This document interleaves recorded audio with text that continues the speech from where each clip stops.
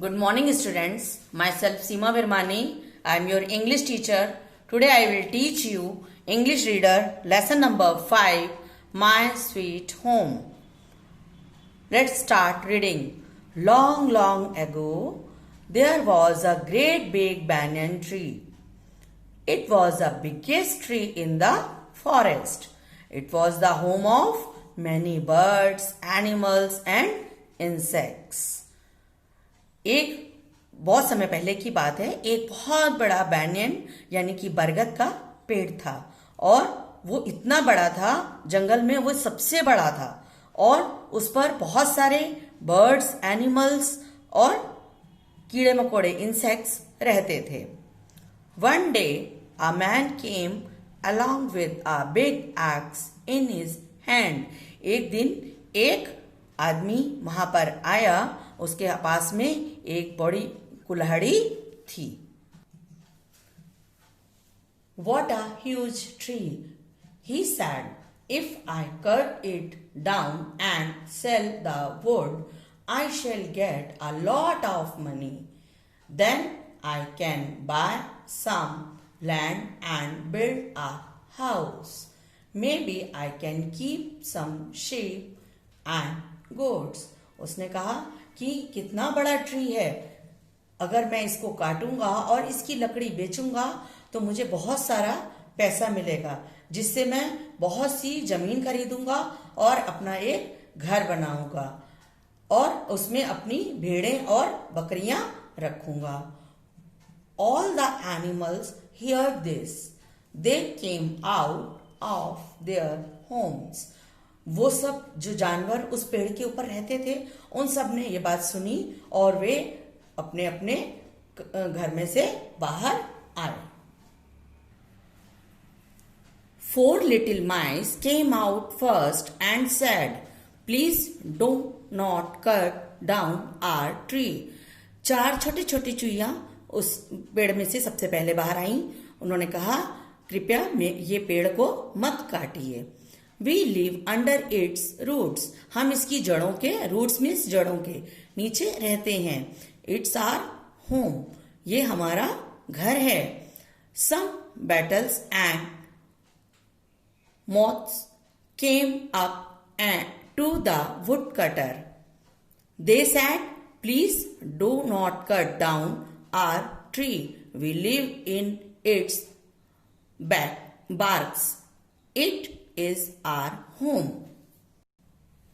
यानी कि बहुत सारे छोटे छोटे कीड़े मकोड़े जैसे हनी बी और छोटी छोटी सी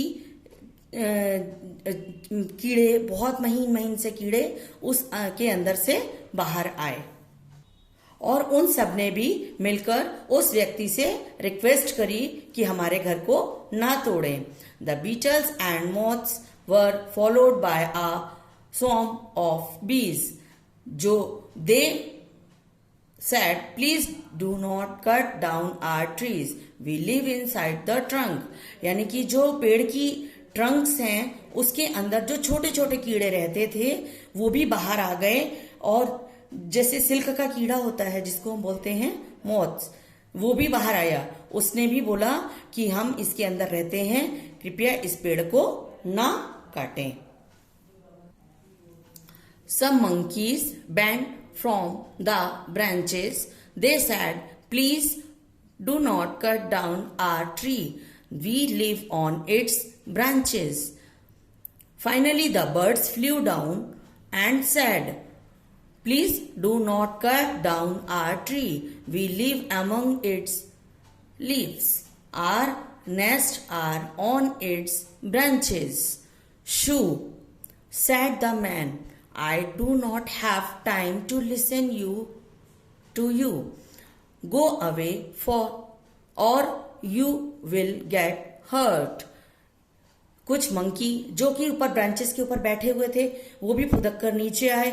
उन्होंने भी उनसे, उस व्यक्ति से कहा कि कृपया इस पेड़ को ना काटें, हम इसकी ब्रांचेस पे रहते हैं.